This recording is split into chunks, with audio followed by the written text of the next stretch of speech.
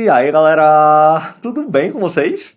Com pouco tempo até o Enem, não funciona mais, nem tem sentido, na verdade, focar os teus esforços nas provas objetivas. Tu até pode estudar para as provas de natureza, de humanas, de matemática, mas nesse momento da preparação, isso vai ter um impacto mínimo na tua nota final. No entanto, quando se trata de redação, aí a situação muda completamente. Mesmo com pouco tempo de estudo, é possível aumentar significativamente a tua pontuação. Obter uma nota acima de 900 na redação do Enem é uma tarefa relativamente simples. Entendendo bem a microestrutura da redação e utilizando uma estratégia realmente efetiva, é fácil garantir essa nota. Então, no vídeo de hoje, o meu objetivo vai ser tentar te ajudar a compreender a redação. No vídeo de hoje, eu vou resumir tudo o que tu precisa saber sobre a redação do Enem. É importante destacar que nesse vídeo eu vou revisar aquela abordagem tradicional de escrita, aquela que é passada, que é ensinada nos cursinhos. Eu falo isso porque se tu me acompanha, muito provavelmente tu sabe que eu sou o criador da estratégia de modelos prontos. Uma estratégia que é sensacional e que revolucionou a forma de escrita de redação aqui no país. Para quem não conhece, com essa minha estratégia eu te ofereço um modelo de texto que se encaixa em qualquer tema de redação. Ou seja, lá no dia da prova tu não precisa ter que escrever uma redação do zero. Tu vai trabalhar com o teu modelo de redação, uma redação nota 1000 praticamente pronta, e apenas vai adequar ela ao tema. Então, de antemão, já deixo claro que nesse vídeo eu não vou falar sobre modelo de redação. Se tu quiser trabalhar com modelo de redação, nesse momento da preparação eu te indico o meu curso. É um curso apenas sobre modelos, e é um curso que foi feito para ser visto de forma rápida. Todo o conteúdo do curso tem cerca de 10 horas de duração, então é um curso para tu ver rapidinho. Esse curso é muito bacana porque ele tem uma proposta diferente de tudo que existe na internet. Lá eu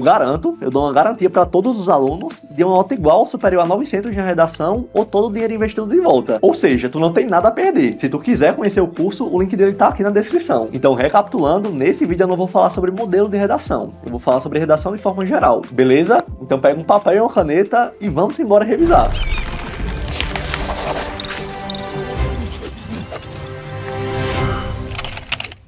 Bom, pessoal, quando a gente fala de redação do Enem, primeiro é importantíssimo que a gente entenda que ela é escrita em um formato de texto chamado de dissertativo argumentativo. Existem vários tipos de texto, e cada texto precisa ser escrito de uma forma diferente. A redação do Enem, o texto dissertativo argumentativo, não foge dessa regra. O objetivo básico desse formato de texto é a defesa de um ponto de vista por meio de argumentos. Então, por exemplo, tu é a favor da liberação do porte de arma. Aqui no texto dissertativo argumentativo, tu precisa defender essa tua opinião com argumentos, com dados. Tu precisa convencer o corretor do porquê a liberação do porte de arma é importante. Basicamente é isso, é um texto opinativo. No entanto, algo que é contraditório é que por mais que seja um texto opinativo, tu nunca, em hipótese alguma, pode se colocar no texto. Tu nunca pode escrever ele em primeira pessoa. Eu acho isso, nós achamos aquilo, a gente não pode fazer isso em hipótese nenhuma. Na redação do Enem, tu deve expor a tua opinião de forma impessoal. Outra característica da redação do Enem é que ela sempre deve ser escrita em linguagem formal. Isso quer dizer que tu precisa escrever um texto sem gírias, sem vícios de linguagem, como e daí,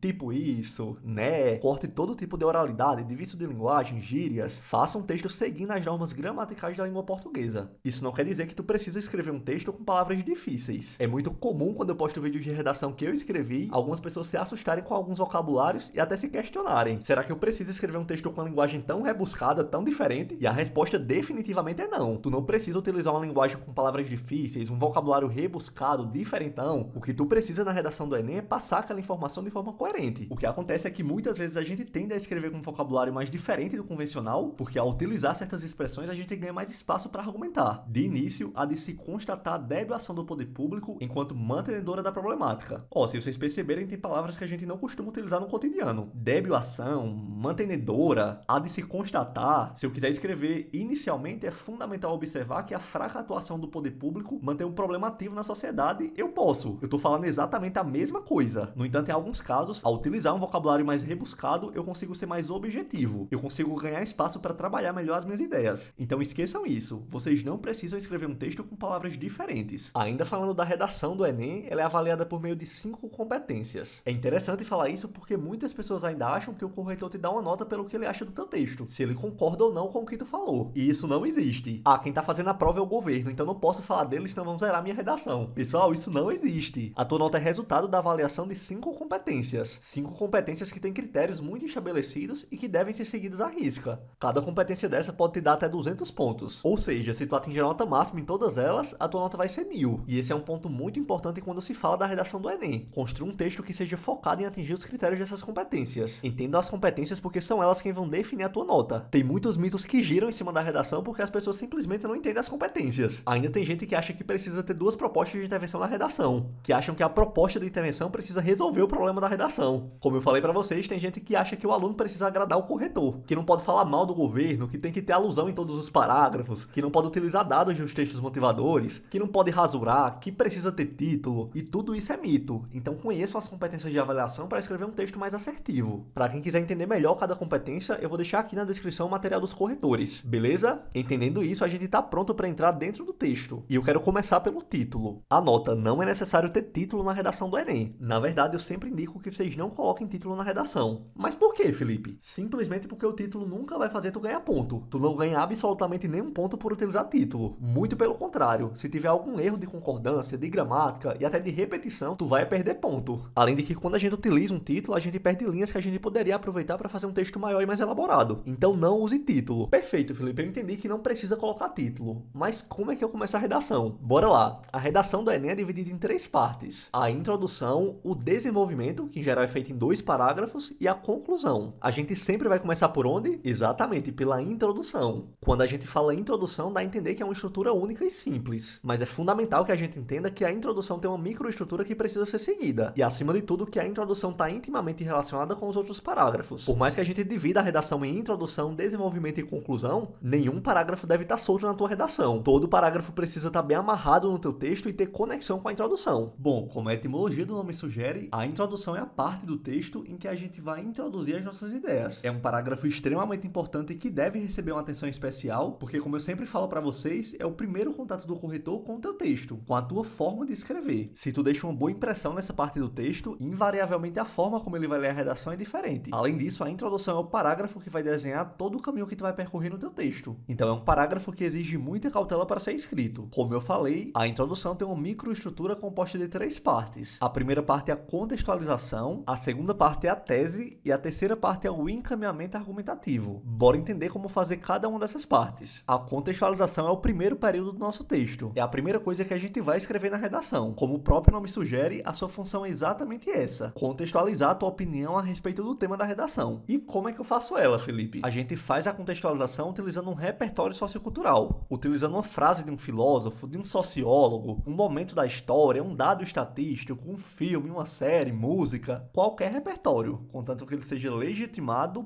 pertinente e produtivo. Ou seja, um repertório baseado em uma fonte confiável e amplamente aceita, relevante e que esteja associado diretamente ao tema da redação e que contribua para o desenvolvimento da tua argumentação, e não que esteja lá só para ocupar as linhas. Se vocês perceberem, não é fácil utilizar um repertório legitimado, pertinente e produtivo, correto? É justamente por isso que os modelos de redação são sensacionais, porque com eles eu trabalho com um grupo de repertórios chamado de repertórios universais. Repertórios que foram validados e são legitimados, pertinentes e produtivos para qualquer tema de redação do Enem. Ou seja, ao invés de decorar 100 repertórios diferentes para 100 temas diferentes, eu decoro apenas um repertório universal que seja adaptável aos 100 temas. Por isso eu falo, pessoal, para o Enem essa é de longe a estratégia mais efetiva e que mais impacta a nota final do candidato. Mas beleza, voltando para a revisão, após a contextualização vem o segundo e principal período da introdução, a tese. A tese é o ponto mais importante de todo o texto e precisa ser a primeira coisa que tu pensa ao escrever a redação do Enem. Eu falo isso porque é a tese que tu vai defender ao longo de todo o teu texto. Obrigatoriamente a tese precisa ser apresentada aqui na introdução. Então bora entender o que é e como se faz a tese. Se vocês perceberem, todo o tema da redação do Enem é um problema. A tese é exatamente a tua opinião. É o que tu acha daquele tema. Se tu é a favor, se tu é contra, se tu acha um ponto positivo ou se acha negativo. Enfim, é a tua opinião. É através da tese que a gente também mostra para o corretor que entendeu o tema, o que é fundamental. Uma dica é sempre problematizar o tema da redação. Lembra que a estrutura do texto dissertativo argumentativo é feita para analisar a capacidade crítica do aluno. É feita para entender se o aluno tem a capacidade de escrever uma argumentação sólida e bem fundamentada, que é apresentar as consequências do problema para a sociedade. Lembra o que eu acabei de falar? A redação do Enem sempre é um problema. Então sempre problematiza o tema da redação. Outra coisa, pessoal, lembra que a tese é uma afirmação ou uma negação. Dado, informação não é tese. Eu falo isso porque muitos alunos chegam aqui e jogam um dado. E dado não é opinião. Então preste muita atenção nisso. Por último, para fechar a introdução, a gente tem o terceiro período, o encaminhamento argumentativo. O encaminhamento argumentativo é um período totalmente interligado à tua tese e que tem uma função muito bem definida: apresentar um projeto de texto. É aqui que tu vai, de maneira superficial, citar o que tu vai abordar nos próximos parágrafos. Ou seja, nos parágrafos de desenvolvimento. A gente pode fazer isso de duas formas: um encaminhamento explícito ou um encaminhamento implícito. O encaminhamento explícito consiste em citar superficialmente os argumentos que tu vai utilizar para definir a tua tese. Como exemplo, a gente tem essa introdução de uma redação redação que foi nota 1000. Perceba, ela conclui o texto citando: nesse interim, entende-se a negligência estatal e a não eficiência da legislação como causas desse desafio. Ou seja, ele cita superficialmente que as causas do problema são a negligência estatal e a não eficiência da legislação. Portanto, é esperado que nos próximos parágrafos ele fale respectivamente sobre essa negligência estatal em um parágrafo e sobre essa não eficiência da legislação em outro. A outra forma de se utilizar um encaminhamento argumentativo é mais geral. Ao invés de deixar claro aqui na introdução quais são os argumentos que eu vou utilizar, eu apenas digo que vou falar das causas daquele problema ou das consequências daquele problema. Olha só, pessoal, eu trouxe essa introdução para a gente ler e revisar todos esses elementos presentes na introdução, beleza? Na segunda metade do século XVIII, os escritores da primeira fase do romantismo elevaram de maneira completamente idealizada o indígena e a natureza à condição de elementos personificadores da beleza e do poder da pátria, quando na verdade os nativos continuaram vítimas de uma exploração desumana no momento em questão. Perfeito, aqui a gente consegue ver a contextualização dessa introdução. Ela iniciou a redação contextualizando a opinião dela com a primeira fase do romantismo. Feito isso, ela apresenta a tese. Sem desconsiderar o lapso temporal, hoje nota-se que apesar das conquistas legais e jurídicas alcançadas, a exaltação dos indígenas e dos demais povos tradicionais não se efetivou no cenário brasileiro e continua restrita às prosas e poesias do movimento romântico. Olha só que interessante, de forma clara a gente consegue ver a opinião dela, ou seja, ela faz uma alusão ao romantismo, dizendo que naquele período os indígenas eram valorizados, e após isso ela fala que nos dias atuais isso não é efetivado. Para fechar a introdução, ela vem com um encaminhamento argumentativo. A partir desse contexto, é imprescindível compreender os maiores desafios para uma plena valorização das comunidades tradicionais no Brasil. Aqui a gente consegue ver que ela utilizou um encaminhamento argumentativo implícito. Ela não deixou claro quais são os argumentos que ela vai utilizar nos próximos parágrafos, mas ela deixou subentendido que o texto dela vai ter uma progressão, que ela vai falar sobre os desafios para essa valorização. Beleza, pessoal? A introdução é isso, um parágrafo extremamente tranquilo.